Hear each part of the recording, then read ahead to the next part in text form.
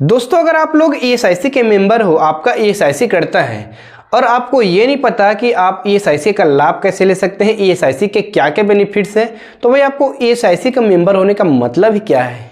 खैर छोड़िए, अभी तक आपको पता नहीं था तो अब पता चल जाएगा कि ईएसआईसी के क्या लाभ है, क्या बेनिफिट्स हैं। दोस्तों, अगर आपका ईएसआईसी कटता है तो आपको ये जानकारी होना चाहिए कि आपका जो ईएसआईसी होता है उसके माध्यम से आप बहुत सारे लाभ ले सकते हैं। तो आज के इस वीडियो पर आप लोगों को मैं इसी के बारे में बताऊंगा कि ईएसआईसी का जो लाभ होता है उसको हम लोग कैसे ले सकते हैं, क्या क्या बेनिफिट्स होते हैं, उसके क्या प्रोसेस होते हैं लाभ लेने के। तो चलिए सबसे पहले देख लेते हैं कि ईएसआईसी है क्या। ईएसआईसी कर्मचारी राज्य बीमा अधिनियम में सामाजिक बीमा का एकीकृत उपाय है। इसे कर्मचारी राज्य बीमा अधिनियम 1948 में परिभाषित कर्मचारियों को बीमा, प्रसव, अपंगता तथा नौकरी के दौरान चोट लगने से मृत्यु जैसे खतरों से बचाने तथा बीमाकृत व्यक्ति एवं उसके परिवार के सदस्यों को चिकित्सा सुविधा प्रदान करने जैसे कार्यों को पूरा करने के लिए तैयार किया गया है।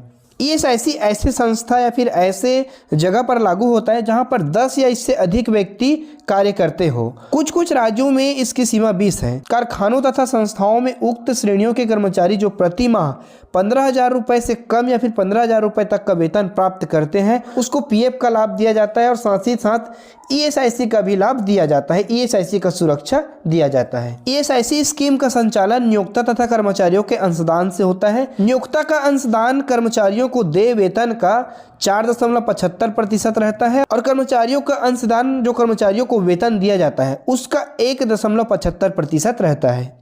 जिन कर्मचारियों का दैनिक मजदूरी 100 रुपये से कम या फिर 100 रुपये तक रहता है तो उसको कोई भी अंशदान देना नहीं पड़ता है। उसका जो सारा अंशदान है वो नियोक्ता देता है, सरकार देता है। ईएसआईसी में जो लाभ मिलता है वो एक बीमा के तौर पर मिलता है। इसमें आपको बीमारी में लाभ मिलता है, किसी प्रकार की दुर्घटना होने पर लाभ मिलता है, अगर कोई महिला है तो उसको प्रसव के दौरान लाभ मिलता है, कोई पुरुष है तो अगर वो नसबंदी करवा तो उसको नसबंदी के संबंध में लाभ मिलता है, और इसके अलावा जैसे कि कोई बेरोजगार हो जाता है किसी भी कारण से तो उसको लाभ दिया जाता है। इस प्रकार के और बहुत सारे लाभ हैं जिसके बारे में आप लोगों को आज के इस वीडियो पर आज के इस वीडियो पर हम लोग जानेंगे जो बीमारी होने की दशा में हम लोगों को क्या क्या इसका लाभ मिल सकता है। जो ईएसआईसी मेंबर बीमार हो जाने की दशा में ईएसआईसी के माध्यम से क्या क्या बेनिफिट्स।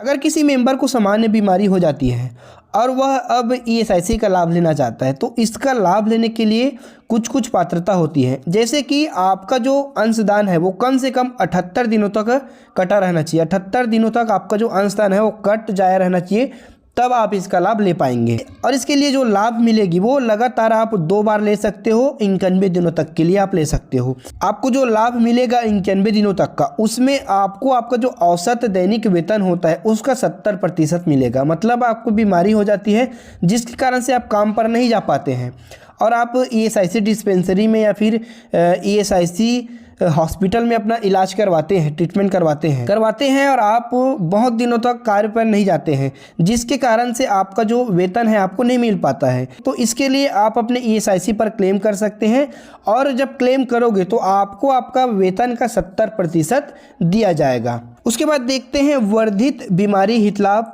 जिसमें पुरुष नसबंदी या फिर महिला नसबंदी। अगर कोई महिला या फिर पुरुष नसबंदी करवाता है तो इसमें उसको क्या क्या लाभ मिलेगा। अगर कोई पुरुष या महिला नसबंदी करवाता है जिसके कारण से वो कार्य पर नहीं जा पाता, जिसके कारण से उसे वेतन नहीं मिलेगा, तो ऐसे स्थिति पर वह अपने वेतन का लाभ लेने के लिए ईएसआईसी में क्लेम कर सकता है। तो इसके लिए उसके पास क्या पात्रता होनी चाहिए? इसके लिए जो पात्रता है वो 78 दिनों का अंशदान उसके वेतन से कटा रहना चाहिए, तब इसके लिए वो पात्र माना जाएगा। और इसमें जो लाभ मिलेगा, महीना नसबंदी के लिए महिला को 14 दिन एवं पुरुष नसबंदी के लिए 7 दिन का लाभ मिलेगा। मतलब 7 दिन का ही पेमेंट मिलेगा और महिला को 14 दिन का पेमेंट मिलेगा। और चिकित्सकीय परामर्श के अनुसार से आपको इसका जो समय है उसको बढ़ाया भी जा सकता है। और इसमें जो वेतन दिया जाएगा, अगर आप क्लेम करते हो उसके लिए, तो आपको जो वेतन दिया जाएगा वो आपके वेतन का 100% वेतन दिया जाएगा। तो इसके लिए भी आपको ईएसआईसी डिस्पेंसरी या फिर ईएसआईसी हॉस्पिटल में ट्रीटमेंट करवाना पड़ेगा, तब जाके इसका लाभ आपको मिल पाएगा। ट्रीटमेंट करवाना पड़ेगा या फिर वहां पर जाकर के आपको संपर्क करना पड़ेगा, तब इसका लाभ आपको मिल पाएगा। उसके बाद तीसरा देखते हैं विस्तृत या लंबी अवधि वाले बीमारियों के लिए लाभ।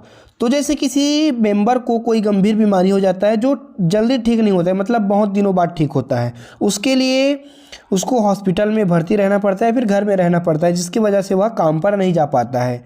तो अगर वह काम पर नहीं जा पाएगा तो उसका जो वेतन है वो कट जाएगा। तो इसके लिए उसको कितना लाभ मिलेगा, उसका वेतन का कितना लाभ मिलेगा। तो इसके लिए जो पात्रता है वो कम से कम 4 लगातार अंश अवधि में 156 दिनों के अंशदान के साथ 2 वर्षों के लिए लगातार बीमा योग्य कार्य किया होना चाहिए। मतलब कम से कम 156 दिनों का तो उसका अंशदान कटा होना चाहिए, साथ ही साथ वो 2 वर्ष के लिए 2 वर्ष तक कार्य भी किया होना चाहिए, तब उसको इसका लाभ मिलेगा। और इसमें जो लाभ मिलेगा उसको सिर्फ 124 दिन का लाभ मिलेगा, 124 दिन का उसको वेतन मिलेगा और ये 2 वर्ष की अवधि के दौरान मिलेगा। जो 124 दिन का लाभ मिलेगा वो 2 वर्ष की अवधि के दौरान मिलेगा। और जो इसका जो लाभ का बेनिफिट है उसको बढ़ाया जा सकता है, अगर हॉस्पिटल से परामर्श या फिर कोई डॉक्यूमेंट प्रस्तुत करता है तो इसको बढ़ाया जा सकता है। और इसमें जो वेतन मिलेगा वो वेतन का 80%।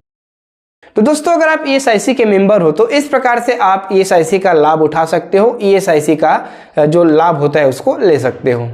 सो फ्रेंड्स, इसी तरह की नॉलेजेबल वीडियो देखने के लिए आप हमारे चैनल को सब्सक्राइब कर सकते हैं। धन्यवाद।